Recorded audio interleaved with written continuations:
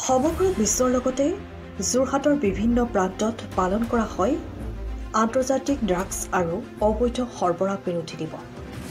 এই দিৱসটি যোৰহাটৰ পদুমনিস্থিত যোৰহাট ৰিহেবিলিটেশ্যন ফাউণ্ডেশ্যনৰ উদ্যোগত এক বিশাল সচেতনতামূলক ৰেলী আৰু সজাগতা কাৰ্যসূচী অনুষ্ঠিত হয়। এই ৰেলী আৰু অনুষ্ঠানৰ মূল উদ্দেশ্য আছিল বিশেষকৈ যুৱ প্ৰজন্মক লক্ষ্য কৰি ড্ৰাগছ তথা নিচাজাতীয় বস্তুৰ প্ৰভাৱ সম্পৰ্কে জনসাধাৰণক সজাগ কৰা। ৰেলীত সকলো শ্ৰেণীৰ মানুহে অংশগ্ৰহণ কৰে।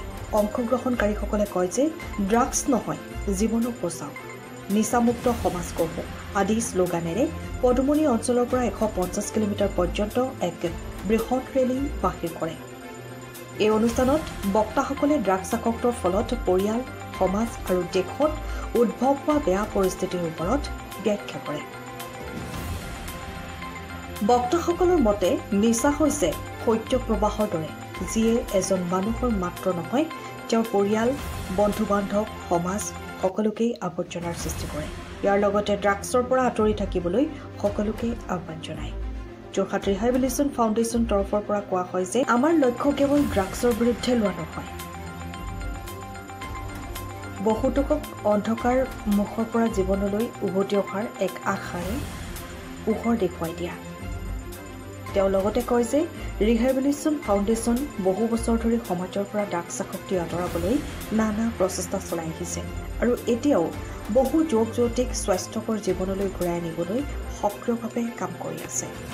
অনুষ্ঠানত ফাউণ্ডেশ্যনৰ পুনৰ্বাসন কেন্দ্ৰৰ কেইবাজনো পূৰ্বৰ ৰোগীয়ে নিজৰ ব্যক্তিগত অভিজ্ঞতা ভাগ বতৰা কৰে, যিয়ে সকলোৰে মাজত গভীৰ প্ৰভাৱ পেলায়। তেওঁলোকে কৈছিল কেনেকৈ ড্ৰাগছৰ কবলত পৰি জীৱন অন্ধকাৰত পৰিছিল আৰু ৰিহেবিলিটেশ্যনৰ সময়ত এই অন্ধকাৰৰ পৰা উভতি আহি তেওঁলোকে পুনৰ এটি সুস্থ জীৱন লাভ কৰিছে। অনুষ্ঠানৰ শেষত ড্ৰাগছমুক্ত সমাজ গঠনৰ শপত গ্ৰহণ কৰা হয় আৰু অংশগ্ৰহণকাৰীসকলৰ মাজত সচেতনতামূলক লিফলেট বিতৰণ কৰা হয়। এইদৰে আজিৰ দিনটোত ড্ৰাগছৰ বিৰুদ্ধে হোৱা এই পদক্ষেপক এক সুন্দৰ পদক্ষেপ হিচাপে বিবেচনা কৰিছে। যোৰহাটৰ পৰা অনুপম বৰা ৰিপৰ্ট, পোহৰ লাইভ। আজি 26 জুন আন্তৰ্জাতিক ড্ৰাগছৰ বিৰুদ্ধে যুঁজ দিয়া এটা দিন, যিটো অবৈধ সৰবৰাহ হৈ থাকে ভাৰততে হওক বা আন্তৰ্জাতিকভাৱে হওক, তাৰ বিৰুদ্ধে এটা যুঁজ দিবৰ কাৰণে যোৰহাট ৰিহেবিলিটেশ্যন ফাউণ্ডেশ্যনে এটা ৰেলী আগবঢ়াইছে, সজাগতা ৰেলী। এই ৰেলীটোলৈ আগবাঢ়িব খুজিছোঁ আমি এই চেণ্টাৰৰ পৰা, সেইটো আয়োজন কৰা হৈছে।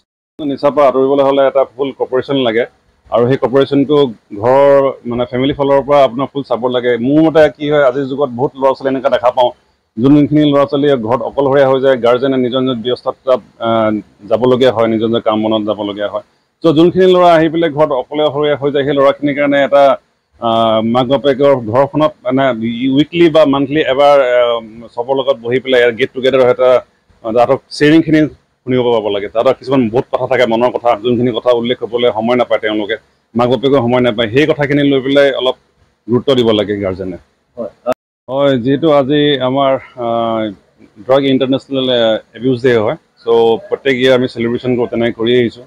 চ' আজি আমাৰ মেইন উদ্দেশ্যটো হ'ল আমি নিজে নিচা পৰা আঁতৰি আন দুজনক নিচা পৰা আঁতৰি এটা ভাল ৰাস্তা দেখাবলৈ প্ৰতিষ্ঠান এটা আৰম্ভ কৰিছোঁ। আৰু আমাৰ এইটো ৰেলী আজি ষ্টাৰ্টিং হ'ব আমাৰ চেণ্টাৰৰ পৰা, যোনটো চেণ্টাৰ আপোনাৰ আছে আপোনাৰ পদুমনি মাজগাঁও যোৰহাট কেন্দ্ৰগুৰি বাইপাছত। ত' আমি ইয়াৰ পৰা ষ্টাৰ্ট কৰিম ৰেলীটো আপোনাৰ up to Dergaon Mariani cover কৰিম আৰু তিতাবৰ হৈ পেলাই এনেকৈ জয়সাগৰলৈ কভাৰ কৰিম। ত' আমাৰ মেইন উদ্দেশ্যটো হ'ল চে ন two drugs, yes to live, আমাৰ যোনটো মটো বুলি কওঁ। আমাৰ নিচামুক্তি কেন্দ্ৰত অনাৰ পিছতে কিমান দিনৰ পিছত ৰিকভাৰী হ'ব সেইটো সঠিক এটা টাইম টেবুল নাথাকে, ৰিহেবিলিটেশ্যন একো টাইম টেবুল নাথাকে, সেইটো ডিপেণ্ড কৰে তাৰ ডিজিজটোৰ ওপৰত ডিপেণ্ড কৰে আৰু কিমান বছৰৰ পৰা খাই আছে সেইটোৰ ওপৰত ডিপেণ্ড কৰে।